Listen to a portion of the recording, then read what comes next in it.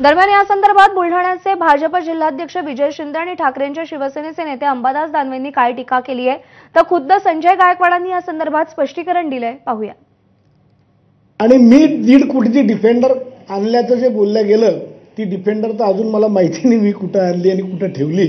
पण आज बुलढाण्यात एक डिफेंडर आलेली आहे एका कॉन्ट्रॅक्टरच्या नावावर, आज दाखल झाली आहे.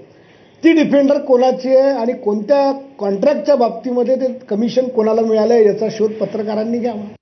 त्यांनी आरोप केला, पहिली गोष्ट तर त्यांनी काय हरामाचं कमवून ठेवलं हे कोणाला सांगायची गरज नाही, मी त्याला काही उत्तर देत नाही.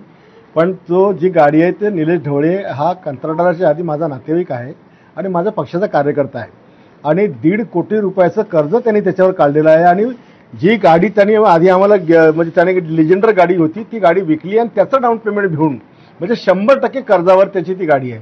त्याच्यात काय चर्चा करायचा किंवा आरोप कौतुक करायचा विषय आहे. एमएलएचे सिंबल माझ्या अनेक कार्यकर्त्यांनी टाकलेत.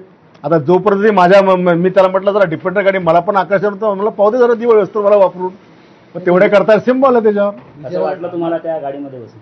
असं काही नाही, सगळ्या गाड्या सारख्याच आहेत, काय फरक नाही. विचारत म्हणतात की कोणत्या कमिशनमधून गाडी आहे, त्या कुत्र्याला काय उत्तर द्यायची गरज नाही मला.